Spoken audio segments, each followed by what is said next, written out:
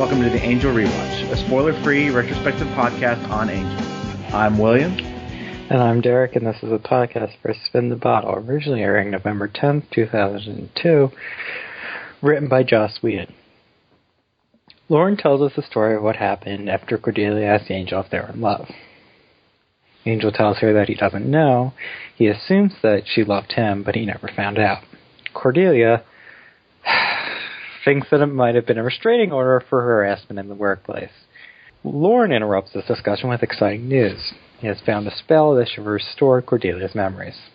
Lauren gathers everyone, including Wesley, into the lobby. Fred and Gunn are still being awkward around each other, because Gunn just murdered a man a couple hours ago. Things get even tenser when Gunn sees Fred and Wesley together. He realizes that Fred went to Wesley for help. Gunn confronts Wesley, mad at Wesley approaching on his girl and his own insecurities about his place in the group. Lauren interrupts this conversation with starting the spell.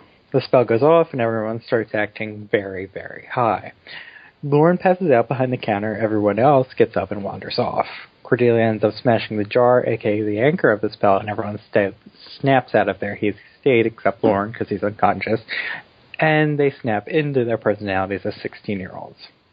The quote-unquote teenage investigations gathers together. Wesley realizes that they must be under some kind of Watcher's Council test, an opinion that is only confirmed when they see the unconscious Lauren. Wesley thinks that they are meant to hunt a vampire that is somewhere in the Hyperion. The team splits up and goes a-hunting. Angel, now Liam, and Cordelia go off together. And during a heated moment of sexual tension, Liam's face turns into a vampire. He realizes that he must be the vampire they are searching for, and he goes into the bathroom to check. He then hides his fact from Cordelia and others, especially after Wesley deduces that the vampire must be one of them. Lauren wakes up and blows Liam's cover. Liam punches Lauren literally across the room to shut him up, but that of course only confirms that he is a vampire. Wesley and Gunn attack Liam, but he escapes. Liam, for some reason, ends up cornering Cordelia in the basement. Don't ask me how it happens, but that only makes slightly more sense than Connor showing up out of nowhere and ruining everything. Connor attacks Liam. Connor then tries to kill Liam for the umpteenth time and whines about how unfair his life is and how much his father hates him. Of course, Liam does the same thing, somewhat to Connor's surprise. Liam does kick Connor's butt, so there's that. Lauren wakes up again and gets Fred's help. Together, they reverse the spell so everyone starts acting like themselves. Everyone is tracked down and their memories are restored, even Cordelia. Except when Cordelia gets her memories back, something with a capital S happens. She runs out of the room and Angel finds her. Angel then asks Cordelia if they were in love, and she tells him yes, but then proceeds to run after the Hyperion. And that's the end of the episode. So, I'm having a lot of difficulty. I actually didn't know how I was going to feel on rewatch watching this episode. Because I think the best part about the episode is that it can kind of come across as a surprise. Because it's fun, and this season is not fun. Exactly. Or it's not super, it's so lighthearted. It's not serious, Mm-hmm. And you're getting to see everyone kind of just play in different moods and things. And a lot of that, it works really nicely. I actually found myself, laughing throughout and really enjoying what they were doing. It takes a while to set up, but I think a lot of that works pretty well. I don't necessarily enjoy when they're having to do a bunch of exposition, but they do a lot of funny bits while they're doing that. But overall, no, I really enjoyed this, so I'm kind of having I'm weirded out because I thought that I would also be like you and be hating the season so much, but so far I've been all right, pretty okay with everything they've been doing. Okay, well, I like this episode. This is one of the few episodes that I really actually love in season 4, and I probably didn't like it as much, but I still really enjoyed it, and the only problem I have with it is Connor because he's the worst at everything, but... Well, I mean, this is true. That's not really this episode's fault. This episode does something quasi-interesting with Connor. Maybe. They capitalize on it. Because this episode, Connor realizes that, hey, every teenager is a miserable brat. It's not just you that hates their father. No, they really go through with that. And there's just a whole other issue that I don't understand why Connor needs to be a miserable teenage brat, because you think that he was messed up being in Cortos, but you think he'd have to mature faster and not be this bratty and immature, but whatever. Who cares? Yeah, exactly. It's hard to... You can't sympathize with him. He's really annoying. They try and, like, I guess get the audience to be like, okay, understand what's going on. By just having Angel be bratty, like that, their whole scene at the end, is that the writers trying to be like, just, give him a pass, just a little bit of a pass? No, I think what that is supposed to be is that it's Connor, I hope that it's Connor realizing that, it's not just you who has crap going on as a teenager. Yeah. Everyone feels this way. My problem with that is that I never saw Connor as a teenage character or a stereotypical one because he was raised in a hell dimension and he wanted to kill Angel. Like, that's not his story. His story was that he resented Angel and tried to kill him, and now he's bitter about, I don't know, Angel being upset that he was almost murdered. I don't know where Connor's anger at Angel is really coming from now. Well, he's angry because Cordelia chose Angel. Oh, God. I don't want to talk about it. And it bothers me even more that the hooker's like, run home to mommy, and she'll give you a reward. Yeah. A special treat. Yeah. More sickening things. Mm-hmm. So that's not why he shows up at the... I guess that's the reason he shows up to the hotel? Who knows? I almost get the feeling that there was a original draft of this that was more Connor-centric, and it just got cut, mercifully. Because it's odd to me that Lauren starts out talking about Connor, because he has nothing to do with this episode, really. Not even when he shows up does he do anything remotely important. I mean, he almost kills Angel again, in quotation marks, even though he gets his butt kicked, which is satisfying. It's not. Man, it's not satisfying to me because I feel like we've seen this scene about 20 times already, where he comes in, Angel kicks his ass, and then he cries about it. Because his dad kicked his ass, even though he started it. Whatever. Right. Can we move on from him? Because that's the one thing I don't like, and I actually like this episode quite a bit. So I really enjoy the non-linear storytelling aspect, the way they have Lauren kind of interjecting throughout the episode. I thought that really made it move along a lot faster than it probably should. And it also kind of just gave it a more interesting take, different than our normal Angel episode. Mm-hmm. And I especially like little bits of interjection, one that I really like that doesn't really add much, but it's Lauren when we come back from the commercial break, mm-hmm. and he's all like, "Well, how about those products?" Yeah. We should really think about buying some of those. I thought that was really hysterical. I don't know. It just gave it this very clever feeling that I appreciated. Yeah, it helps make... Not that I think there's really an issue with that, but it helps to give it more than just a curse episode. Yeah. And they seem to be enjoying doing it. Doing the Lauren stuff. There's an energy, there's an excitement to that, the different, and the fact that it's really only Lauren who could pull this off. Right. And we'll talk about more in feedback about what exactly is happening and the continuity of it, and I think there's some pretty disturbing implications of the frame story, especially how it ends, but we'll get into that later. Okay.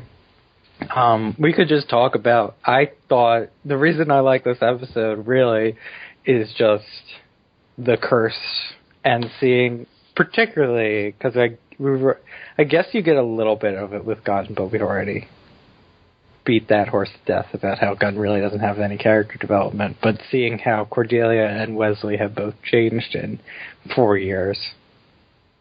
Yeah, definitely. So I liked that a lot. And it doesn't bother me that Joss Whedon wrote, because I wrote Cordelia because I've already talked about how he writes her a little bit more mean than she used to be, but now he is given free range to just make Cordelia as awful as possible because the plot demands it. Right. I liked getting early Buffy, Cordelia. Mm-hmm. Again, like you said, we get to see just how far they've come. Mm-hmm. And I really like the callback to her seeing Angel and saying salty goodness. Mm-hmm. That was really nice. Which is what, if people don't know, that's what she says the first time she sees Angel and Buffy. Yeah. So I did a little happy nerd fandom clapping to myself. It was really dorky. In any case, I really enjoyed it. Yeah, getting to see them, and it was so stark seeing Wesley at the beginning of the episode because he's got his CGI super weapon or whatever. That's CGI to you? Parts of it. Well, I'm sure him shooting the stake is CGI, but I think there's some practical things going on there. There are some, but the way it comes out and then it becomes a practical tool. Mm-hmm. Whatever. In any case, just seeing our badass Wesley go back into this, I guess, early seasons of Buffy, or Buffy season 3 or whatever. Seeing the pratfall making jokes Wesley was really funny. I don't know. It is really striking to have what's been going on and be kind of serious and dark and gloomy, or at least with as far as Wesley is concerned, and Cordelia not having her memory, and then just kind of having this fun episode. I don't know. I think part of my enjoyment of the episode is because it is kind of coming after a more serious tone, and so it really can kind of hit you a lot harder because it just kind of feels like it's coming out of nowhere. Mm-hmm. And I enjoyed I enjoyed Cordelia and Wesley. I don't know about the other three as much. I thought they were all fine. Part of the problems with getting Gunn the way he was is because we have Gunn's kind of crisis, his identity crisis that's going on. Mm-hmm. And it's, again, kind of pointing out the problems that the writers have had with the character. And then we, flash back to his early self and realize, well, he's changed, but it's not as drastic as the other two. Oh, I think it's drastic. I don't think you can plot the change. Like we said before, he just stopped kind of being that person. Yeah. And there was no kind of reason for it. He just wasn't angry anymore. And it happened off camera, kind of. Like, he was angry at Angel, and then Angel, he didn't trust him, and now they're best friends, so whatever. What I do like about the Gunn thing is that, I really like the Wesley and Gunn scene before they lose their memories, and then I also like Wesley and Gunn interacting without their memories and acting like teenagers like they did when they first met. Yeah. And I like that we really kind of touch back on Gunn as a leader, because that's something the reason, maybe the sole reason I like the Wesley and Gunn confrontation is that Gunn has a line about he's not the leader anymore, so what is he? And he doesn't want to take orders from Wesley when the memory curse happens because he's used to being a leader. And the line about the time that I take orders from you white crazy white people, well, it just won't ever happen. And it has. Yeah. So I think they do a lot of things that gives me more hope that Gunn is going somewhere interesting. Right. You're just agreeing with me. No. I'm trying to partial how I feel. Like, we get his kind of almost comatose state at the beginning of the episode where he's kind of laying in bed. Well, they both are, yeah. Yeah. Which I guess is now confirmed that Fred, I guess we knew that last episode, but Fred does live in the Hyperion still. Huh. Yeah. Oh, okay. Well, that does work. So they both live there? Well, I guess they were living there since, like, Angel we don't know where Gunn lives before he started dating Fred. So I couldn't answer that question for you. He seemed to not live at the Hyperion, but he didn't seem to live with his gang anymore. So I guess they're living together in that room. It's not, or Gunn has his own space he goes to sometimes. I don't know. It's not like they're running out of rooms. There's 3 people living in the hotel. I'm guessing they moved in between seasons while they were playing house or whatever. Mm-hmm. Hotel. Big Apple. Yes. Which, again, no money problems, but they haven't worked a single case since Angel came back from the ocean, I don't think. Well, at the same time, I'm like, Wesley's throwing money at that guy at the beginning of the episode. And he can just destroy his, what looks like an expensive vase for, target practice. Whatever. Anyways, back to Gunn. Yeah, I have hope for the character, but I've been having hope for the character for a really long time. Yeah, I don't blame you for still being skeptical, but I think, well, there's 2 episodes here where he's done something that looks like it's leading towards something, and that's more than ever has happened before, where he's had, what's the word I'm looking for?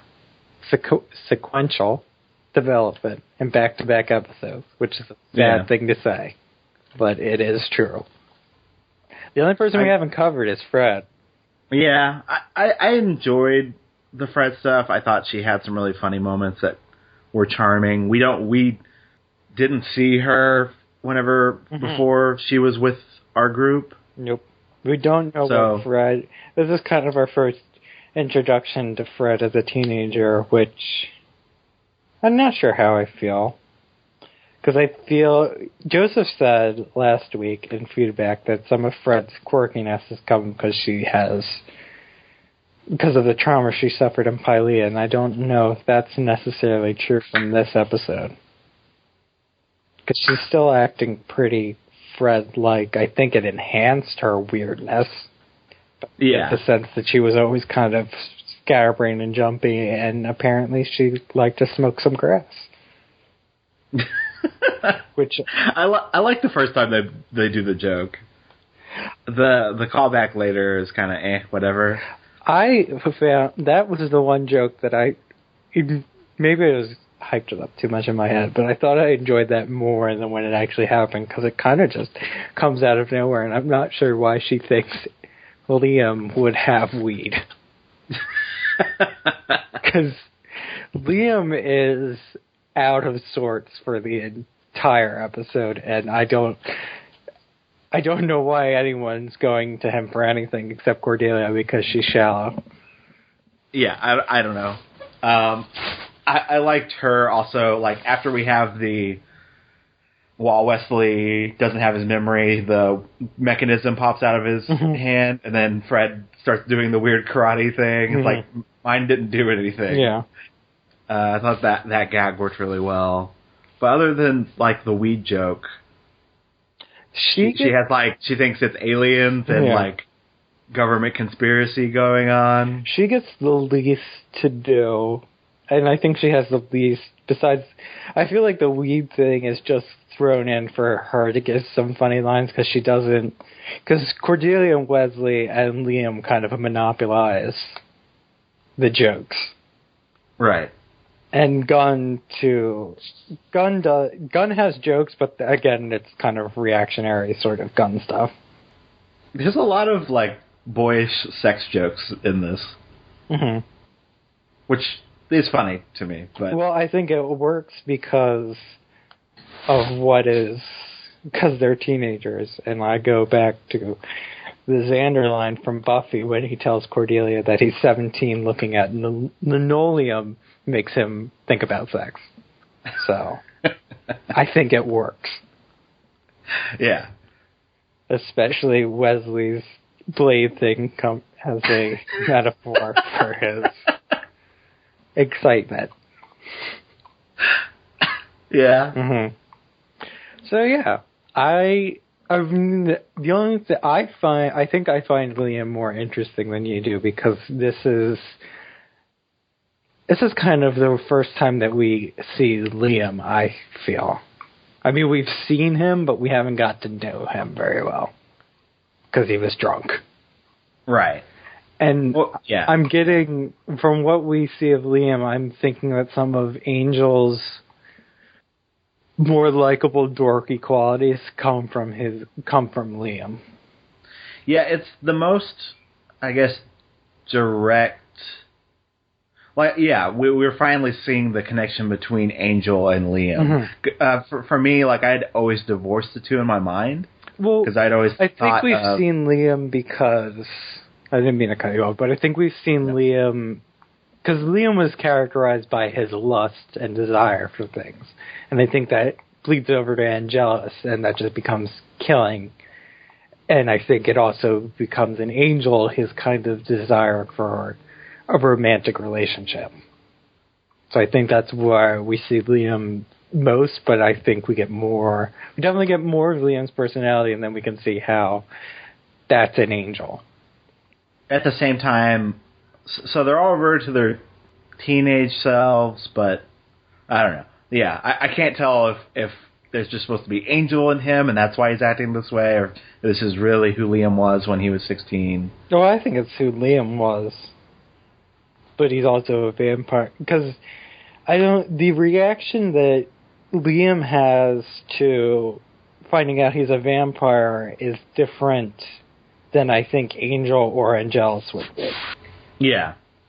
He is excited about the strength and all that, but it's not, even when he accosts Cordelia in that basement scene, which I don't know how she escaped, but then there's a whole lot of weird things going on, like how did Connor get there, and why is Fred hiding behind a curtain, and how did Angel escape Wesley attacking him? Just a whole mess of crap that doesn't make sense.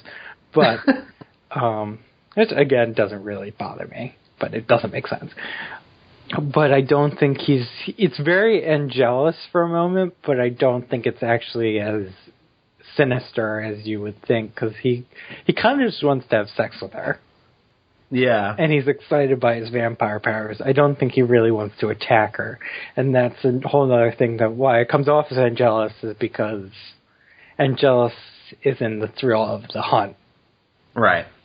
And, like, the first part, whenever he's finally, like, he's been trying to hide this entire time.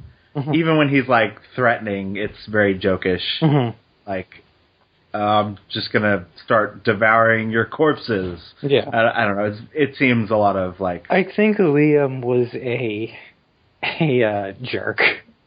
Just, like, he was... But not, like, a jerk in, like, a mean way. I think he was just an idiot. Yeah. And he was an idiot who was a booze hound and a womanizer, and he became Angel. But I think when Angel acts kind of socially uncomfortable and dorky, I think that is Liam now coming out at him. Because I think that Liam, I don't know, the conversation of who Angel is always evolving, but I think maybe we could define it a bit, that Angel, he is kind of Liam, but all the experiences that he went through as Angelus have made him mature into the broody kind of self-serious person that he is, but deep down he's kind of still a dork. Yeah. And the dorkiness that's like kind of oozed out of him is because of his kind of human relationships that kind of ground him in humanity. Yeah, the more human he gets, the more Liam comes out, which I think is a nice retroactive thing to apply, because I don't think it was intentional, because I don't... well, maybe it was, but I don't know how defined Liam as a character was. Yeah. Again, it's like you said, it's a very like evolving process. I don't know. Again, I always kind of divorced the two, because I was always thinking of like Angel as this his own thing. Well, we talked about earlier. Have this kind of direct comparison actually adds a lot. Yeah. Well, we talked about earlier that there's kind of three separate personalities, where there's Liam, Angelus, and Angel. But I think the more we go on, I think they're blending. Yeah. Or at least Angel and Liam are blending, and Angelus might be his own thing. I don't know. It's again, it's hard to say. Yeah. Like, we've only had kind of these kind of glimpses. This is the one that you would say would point more towards the blended theory or whatever. At the same time, I really enjoyed Angel and all of his jokes of being the fish out of water kind of thing. I'm sorry, I was just laughing about him rooting for the slave. Oh my god. Which was, so terrible, but caught me off guard as well. Well, it's terrible, I really but then it's understandable from his perspective. I really like Cordelia's face when he says that. Yeah. Okay. I like the bathroom sex joke. Actually, what I like more than the bathroom sex joke is right before that, he like comes out of the bathroom and says, "I'm invisible." And she's like, "No, you're not." He's like, "Oh," and then runs back into the bathroom. We haven't really talked about, we're just taking it for granted, but this is a really funny episode. Yeah. Which is interesting, because the last time I think Angel had a funny episode, it was obviously a comedic episode with something like Sense and Sensitivity. Or maybe Guys Will Be Guys, but I think there was more serious things going on in Guys Will Be Guys. Yeah. I mean, you can... It's not that Angel... I'm not going to point out whatever the old guy taking over his body. I hated that episode, but that was an attempt for Angel to be funny. Sure. But I think there hasn't been a straight-up comedic episode, which is not to say that Angel hasn't had funny moments, but this is obviously intended to be a fun time, and it works. Yeah. Which it doesn't always work with Angel. Yeah, not always. Are you saying as the show or as the character? No, as the show, because the show is more serious than Buffy was. Yeah. That's true. And it does, I think it does serious... I won't say that it does serious things better than Buffy, but I think it is better being more of a drama than being funny, because it's dealing with things that you can't exactly make light of without seeming insensitive. Like Angel being depressed, or having guilt, or Cordelia coming to terms with being an adult, and Wesley, all Wesley's many malfunctions. Right. So. Yeah, I don't know. No, you're right. It just feels like a more adult show. Yeah. But it is refreshing to have these kinds of episodes pop up. And that's why it works that they're teenagers, because you strip away all the angst that they've been through. Yeah, all of the history. Like, even, I mean, they do such a good, I mean, I don't mean to keep going back to Wesley, but they do such a good job. We can do it, because I think seeing the starkness between the two, because they literally have, the Wes and Gunn kind of showdown scene in the office or whatever, and then once that's kind of resolving, Gunn says, "What happened to you, man?" And he's like, "I had my throat cut and all my friends abandoned me." Still his fault. But I mean, absolutely. It's actually really satisfying seeing Gunn punch him later in the episode. But. Still don't feel that sorry for him. But no, I will say that, yes, I think Wesley probably benefits the most from this episode, seeing how far he's come, and I think that's why Wesley is sort of the main character when the memory switch happens, which I also like going back to the fact that even though he's changed, he's always kind of wanted to take charge. Mm-hmm. So, feedback. I feel. Is it feedback time already? We're 30 minutes in, so. Okay. Usually we go 45 and then we have an hour and a half episode, so. Sounds about right. So, first up in feedback, we had Joseph, who said, so, back in the day when Spin the Bottle came out, there was a big discussion in the chatty rooms about whether Lorne's framing device was in continuity, and if so, when it was happening. I think Lorne commenting on the commercial break means it's out of continuity, but who knows.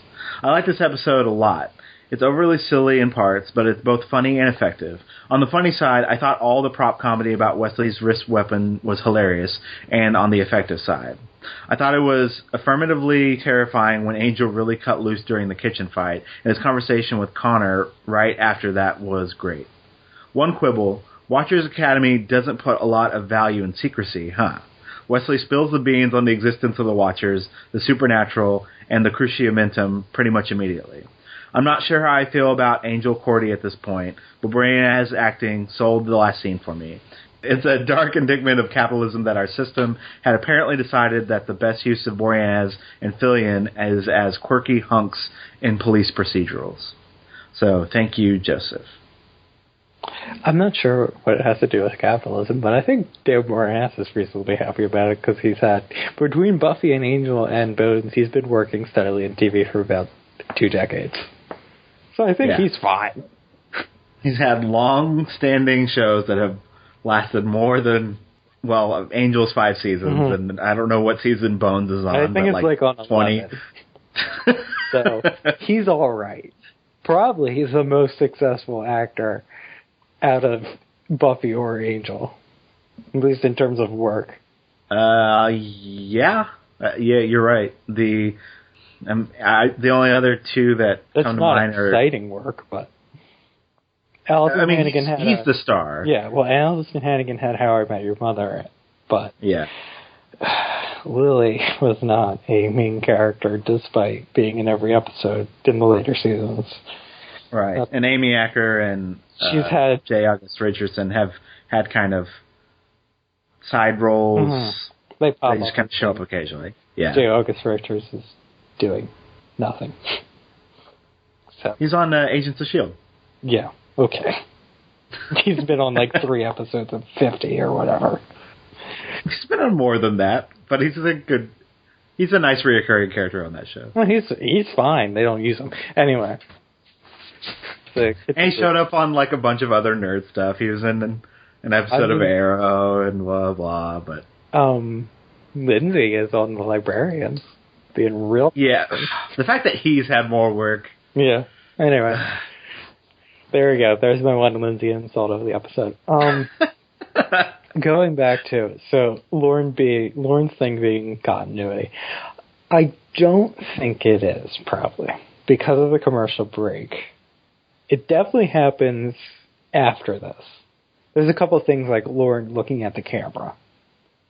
But then also, something happens with Cordelia, which, spoiler reasons, we can't really talk about. But something definitely happens, and then Lorne walks out of that room where we don't ever see the audience, but we hear them talking, and then the room is empty. And that is somewhat disturbing. If you think about it. If it is in continuity, has Lorne just had a complete mental break from whatever is going to happen? Yeah, I don't think... I think it is out of continuity. Yeah, it probably is. But because also he doesn't... I mean, just from a side thing, he doesn't have his club anymore. Mm-hmm. Like that. Well, it's not. It's obviously not Caritas. Yeah. It could, that room he's in could easily be another room in the Hyperion that we've just never seen. Because we learned out they had a ballroom somewhere in the Slug episode. Right. So that could easily exist. It's probably not in continuity, but I do find it somewhat intriguing that the last thing we see is him walking out of that room with nobody in it, but yet we've heard him interacting with people in the audience, and we've heard laughter. So he's just gone insane. Because the end of the episode is a big downer. Yeah. Where it's like, oh, everything's so fun, and back to reality. There's a demon monster in Cordelia's head, or at least she sees one, and she runs out and she breaks Angel's heart, and Lauren is a crazy person talking to people that don't exist. So. Finish the story. Yeah. Probably doesn't, just as a neat kind of framing device, but I think it works in the sense that they're building up to something big. Right.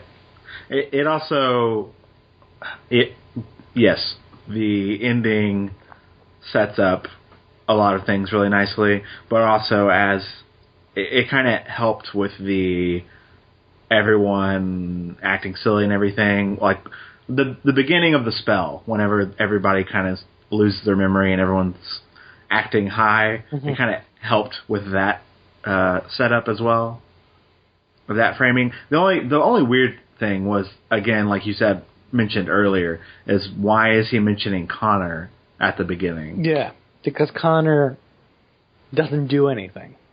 And it's not that I just don't like him. He doesn't do anything. He comes in to punch Angel, but that really has no effect on this story. Right. I mean, the only good part is, like what Joseph mentioned, the Angel and Connor like conversation, just how they're relating. Yeah, worked really nicely. But again, that has nothing to do with the actual story that Lauren is telling, is when they lost their memories and became teenagers and he was tied up.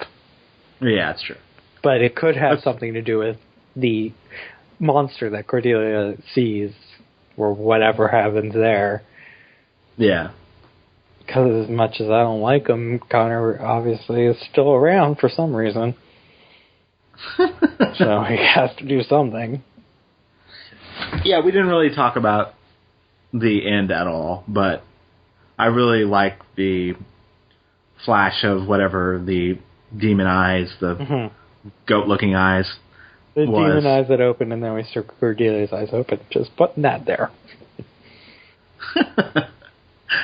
Well, it was creepy, and I think they did a really good job of that. And obviously they go to breaking Angel's heart, which... Yeah. I mean, we can't talk about, because I'm not that good of a liar, because I know what the demon eyes mean. But I think it works well in this episode knowing what they mean. And I don't think it's a vision, because she's never reacted that way to a vision, especially if she has all her memories back. I don't think it can just be a vision. I mean, if it's... She came back, and they had that thing when she first came back, and she didn't have her memories. She was talking to Connor. She says that something... Like, something's coming or happened. Or something has already happened. Yeah. And I think... Again, it could be that she's remembering the terrible thing that happened. Or is coming. Either way. Yeah. Or it could be something different. I don't know. It's definitely pointed out that something happened and they found out later. And it upsets. And we haven't mentioned that Cordelia has her memories back, so that's something good. And you can immediately tell, and I think it's a credit to Charisma Carpenter's acting, when Angel tracks her down the hallway, that you know that that's Cordelia speaking. Yeah. Just from the way that she talks to Angel, which has been very different from how Amnesia Cordy talked to Angel and how 16-year-old Cordelia talked to Angel. I mean, they've definitely asked her to do more by, like, because she was almost a different character by her not having her memories. Yeah. But, like you said, like, I'm happy that she's back, even if it's really depressing.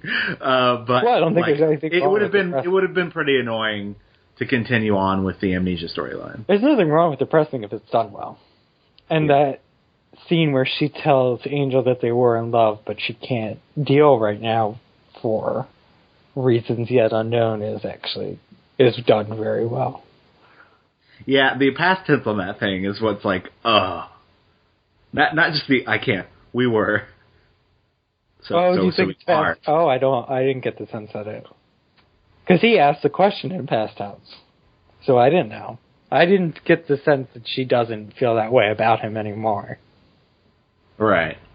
Well, I don't know. More serious things. Well, yeah, it's she's just like, I can't. But yeah, she says she can, but Angel asked the question in past tense, and she responded past tense, so I didn't think that was necessarily implying that they weren't in love anymore, or she wasn't in love with him. But you could be right. I don't particularly remember that part of Cordelia's story, but yeah. Anyway. Anything else in Joseph's comment? No. Okay. Alright, so next up we have Alicia, who said, "This is one of my favorite Season 4 episodes. Favorite lines/scenes. I love teenage Wesley being proud he's from the Watchers Academy and head boy, and teenage Fred just wanting some weed. I like that Lauren narrated the whole episode. Well, there was that one time with the ballet and the stripping and then the roundness, but that was a spell. That's a pretty romantic restraining order. We finally get an age for Connor, and it's 18.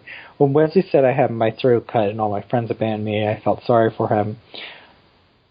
I'm not your friend, you English pig. Okay, we've heard enough from Scarlet. Oh, please shut me up. From the amount of facial hair I had, I've judged we've been unconscious for at least a month. Oh God, the government gave me bad hair. This experiment is hair. Fred screams, Wesley screams. Alright, nobody scream or touch my arms. Wesley walking over to Lauren holding his pants. Angel going from van face to normal face quickly was funny. Fred talking about aliens doing things to her and Wesley's steak comes out of his hand. The road in front of the Hyperion has never been this crowded. Demons, really? I told you how many. Hundreds screaming. What type of demons? Shiny. Wesley falling at the bottom of the stairs. The bed. Connor and Cordelia flirting is disturbing. So thank you, Alicia. And again, it's disturbing because they don't look the same age at all. And I like that at least Fred says, none of you look like you're 17. Right. Yeah, the front of the Hyperion has never been that crowded. Yeah, it wasn't even just the cars. There was like 5 people. They do one of the outside shots of it, and there's like 5 people just strolling around. Apparently, it's become a big spot of LA foot traffic. But they don't have anyone, like, come into the hotel. No. Why would you? You know, the lights are just on at the nice-looking hotel. Why would you ever come in there? How do they not, like, have to turn away people all the time? It's just don't. Okay, we already went off on a tangent about how they bring up money, but they don't really care about money. So just don't even go there. Because there's so many things we go off in tangents about not making sense. They just do their own thing and just suspend your disbelief about everything with the Hyperion because none of it really makes sense. And Angel Investigations. I liked Cordelia being mean to Fred multiple times in the episode. I thought it was really funny. Well, she's not just mean to Fred. She's mean to everyone. Well, she's mean to everybody, but there's a particular way, like the way she kind of acted towards Willow. I really like Fred saying that she's also in school and Cordelia acting falsely excited about it. And then maybe we can be friends and I could lose all my cool ones. Right. It's just nice going back to Cordelia, who is a terrible person. But still so entertaining. Yeah, that's true. I mean, she always had the best lines, and this was kind of nice, and it felt very how Joss Whedon wrote Cordelia. So, yeah, I liked Wesley kept saying head boy. And then Cordelia's reaction to that was also... Yeah. Well, Cordelia's reaction to, like, everything is... We could really make this a 2-hour podcast just listening to the amazing lines that Cordelia says, but, you know, that's boring. Yeah. I mean, is it? I could listen to that. Like, I wouldn't. The one line that Alicia pointed out that we haven't talked about that I really liked is Wesley, judging by how much facial hair he has, he thinks they've been out for a month, where he just has, like, the barest bit of stubble. Which I like because I can't grow a beard. See, I can grow a beard. And I am 23. and it's sad. Anyway. I liked that Angel pointed out the ballet again, but it was awkward. Angel's brought up the ballet many times because I feel like it's a very special memory for Angel. Yeah, well, the last time he brought it up, he was like, "Oh, it was a great time, and we had a wonderful time," and blah blah blah. This one was like, "Yeah, stuff happened and things." No, well, it doesn't bother me because I feel like Angel's holding on to that ballet. And that's all I'll say about that. That's why he's so desperate to get her memories back. He needs the ballet. Well, he mentions the roundness, which I just like that. I think it's funny. Anyway. Anything else from Elisa's comment? No. Okay. No, we can move on. All right. So next up, going back to Supersymmetry, we have a comment from Kanum who says, I really am a fan of Season 4. It was the first season of Angel I saw, and I have great affection for it. The problem is there's a lot of stuff in the early episodes I can't discuss until later. That's not really the case with Supersymmetry. Too bad Supersymmetry is such a mess. First of all, 5 women have disappeared, all connected to this professor, and the authorities have done nothing? Really? Wouldn't he have been brought in for questioning at least? And I watched that guy when he was on stage with Fred. No way he was summoning a portal. And is there only one comic shop in LA, or did we miss Angel and Gunn scouring several others before finding the picture taker? That would have been more fun than what we got. It struck me as convenient that the writers remembered Fred's science background just in time for a filler episode. Wonder if we'll see it again. Also, I suppose we're meant to think that Gunn saved Fred from the existential angst of taking a life and took it on himself. But I couldn't help but think, Gunn, you hypocrite. You and Angel gave good advice earlier. You should have taken it. And is it really that easy for a non-vampire to snap someone's neck?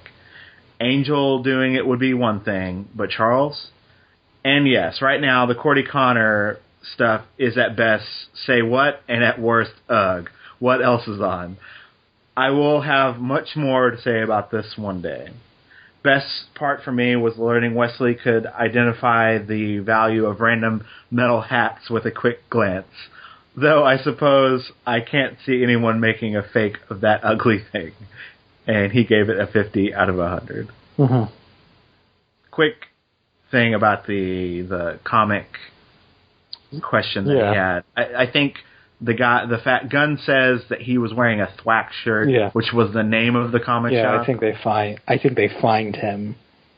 They find him through weird internet stuff that they always seem to find people because they're apparently computer whizzes when they want to be, but Angel doesn't know how to use a computer. As for a non-vampire snapping someone's neck, Gunn's the muscle, so you know. They had him shirtless in this week's episode, and I remember thinking to myself, but I was just thinking to myself, man, he looks like the muscle. He's very strong and burly. I don't know. I think it was reasonable to assume that he could snap someone's neck. I think he could kill someone with his bare hands. Now we're going somewhere. So, who do you think's more Studley, Wesley? If you were Fred, who would you choose? So we already know you have a man crush on Wesley, and now you're apparently admiring Gunn's body. So I get to let's break this down. We need like a Venn diagram chart. So obviously Gunn is a perfect human specimen, right? Yeah. But then we've got Wes wearing sharp suits and the stubble, and he's got the whole bad boy thing going for him. Yeah. I don't know. I think it's a tough choice for you. I mean, it really is. Mm-hmm. Okay. Anyway. No, like what Cordelia says in this episode, they should just get their homoerotic. We need to ship the two of them together. Well, that has more sexual tension than Fred and Wesley, as far as I'm concerned, because it's still a creepy obsession that he's actually had conversations with Gunn. Anyways, back to this comment in Supersymmetry. Mm-hmm. Yeah, it probably is a plot hole that the police aren't doing their job when it comes to... Yeah, but the police haven't done their job ever. as far as we know. Because there was just Kate, who has disappeared. Well, she's no longer a cop. Well, so. she is no longer a cop, but she could find another job as a cop somewhere. I don't know. I feel like there'd be references and stuff. Yeah. But anyway, she's just disappeared. And there's no more cops in LA who are concerned about anything supernatural. And there's also, like, who... I feel like he could have covered up that they disappeared. Well, I feel like families and stuff would show up, but again, there would be nothing linked. The Burkles know that she disappeared. I forget what the Burkles know. They know they haven't spoken to her in 5 years. Yeah, they thought that she disappeared. But they didn't know that she, like, disappeared to... Literally disappeared. She just wasn't talking to them. Like, figuratively disappeared. That she was in LA somewhere just ignoring her family. Because she's like... doesn't someone send them a letter? Like, she sends them a letter? Well, I'm thinking that... Saying don't come find me. Yeah, she sends them a... That's right. That's what happened. She sends them a letter when she comes back that she's been fine. Just don't come find me. But I don't know. Yeah, I don't know what their reaction was before that. I think they probably knew something was up. Yeah. But I don't know why they weren't looking more before that. Because we get... In Fred List, it's kind of like the Burkles are creepy, but actually they're really concerned parents. Yeah. So I don't know why they weren't looking for Fred before now, but, you know. I mean, they could have been. She wasn't there for a really long time, so. Yeah. It's probably a plot hole, but then who knows. It didn't bother me when watching the episode. Right. But then Canham didn't like Super Symmetry much at all, and we didn't have that much of a problem with it.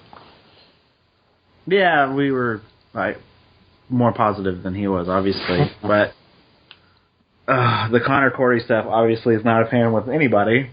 Yep. Still haven't found anybody who likes them, so... I'm really happy that people are, the commenters have been very restrained and everyone's been respectful of the spoiler-free aspect. Sure. This is true. We're only 6 episodes in, and, you know, there's only so much you can't spoil. But you are correct. The more we talk about what we can and not say, it's harder for me, so. Yeah. Anyway. Well, you've done a pretty good job of just saying you hate the season, maybe because of Connor. No, I've made it pretty clear I hate the season because of Connor. I haven't elaborated on why I hate this season because of Connor, because I can't. But don't worry, it's coming. I feel like, so is it just going to be like, we get to the finale of season 4 and you're like, all right, it's time. Oh, well, yeah, that's my plan. as soon as the thing that happens that I hate happens. I'm so ready for the rant to ensue. There's two things we're building up to. The actual show, whatever they're building up to, and just my rage about Connor. And we're gonna see which one is more unholy. I'm waiting for the boiling point. Well, it's coming. Don't you worry. We can do a favorite moment now, because it's already bubbling in me now that we're talking about it.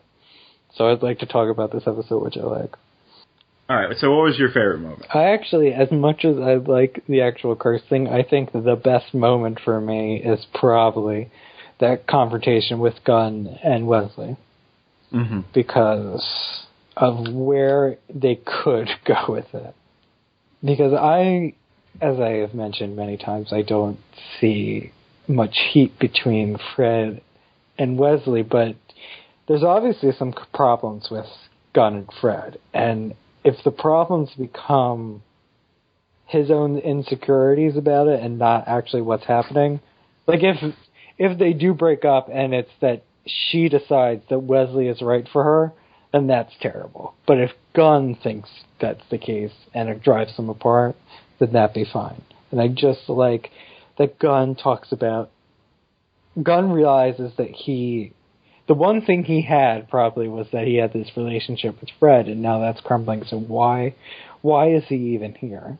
And what is his identity now? Yeah. So I like all of that. And I also really enjoy how they... I hope we go for 3 episodes in a row where Gunn does something important with his character. We're on a streak of 2. Maybe we'll make it 3. We'll keep the fingers crossed. Yeah. I like the way they shot that scene, though. They have Gunn kind of sitting in shadow. Mm-hmm. That works really nicely. And just the way that Wes is able to be a dick, because he's always a dick. But by... He's not no that effort. much of a dick, though. No, he's very smug. Yeah. And just with no effort still has control in the conversation. It's not as, like, outrageous douchebag as he can normally be. But he's still... I like the way that he's kind of, like... the smugness. Yeah. There's a kind of satisfaction of seeing Gunn kind of crumble. Mm-hmm. And him kind of maintain that control in the conversation and not, like, effortlessly, even though Gunn gets to be all super threatening and everything, and then the little spike thing comes out or whatever. It was a really effective scene.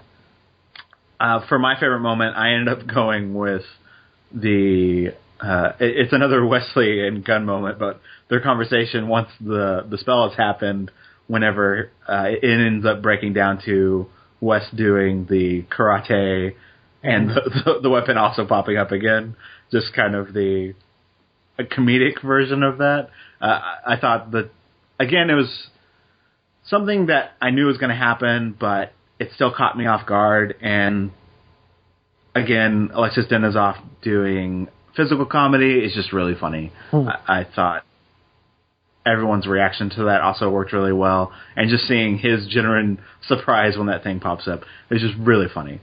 Probably the most I laughed in the episode. So, scores? Yes. All right, so I'm giving this a 73 because I liked it. More explicit than that, I thought the reason I'm not giving it higher is because I think there are some problems and it doesn't necessarily hold up. The jokes don't necessarily hold up if you know that they're coming, which good jokes can.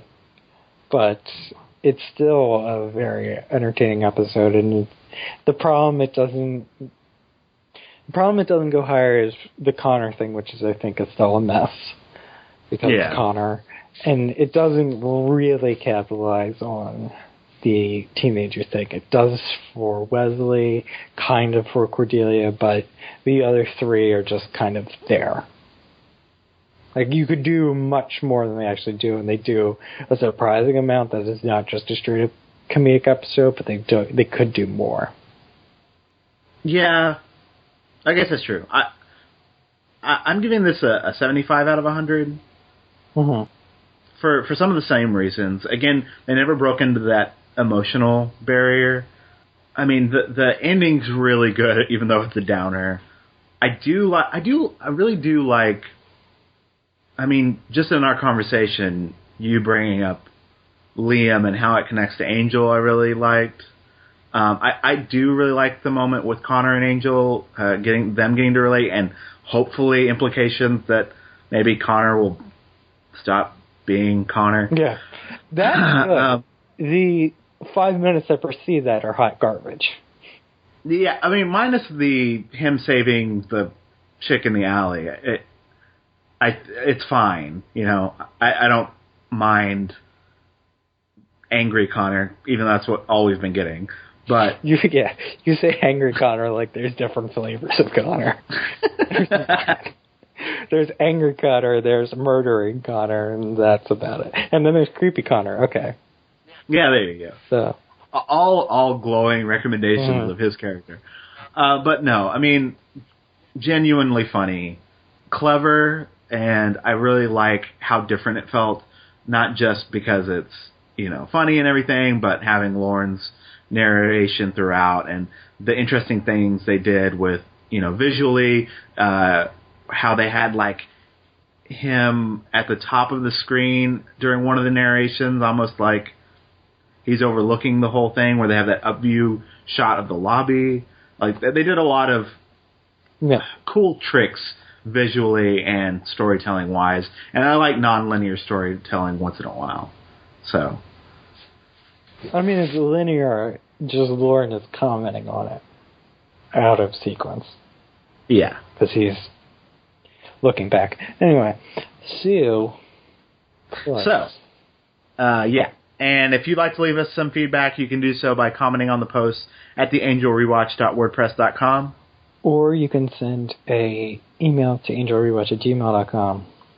You can call our voicemail number at 206-203-3276. You can go to the Tumblr, which is theangelrewatch.tumblr.com, to see all the reviews archived there and the gifs of the episodes. We're available on YouTube, iTunes, and Stitcher. While you're there, leave us a review. It really helps promote the show. You can follow me on Twitter at NerdGuyWilliam. And you can follow me on Twitter and Tumblr at TheComforter. And next time, we'll be reviewing Apocalypse Now-ish, where Cordelia's apocalyptic nightmares become a reality as a powerful demon emerges in L.A.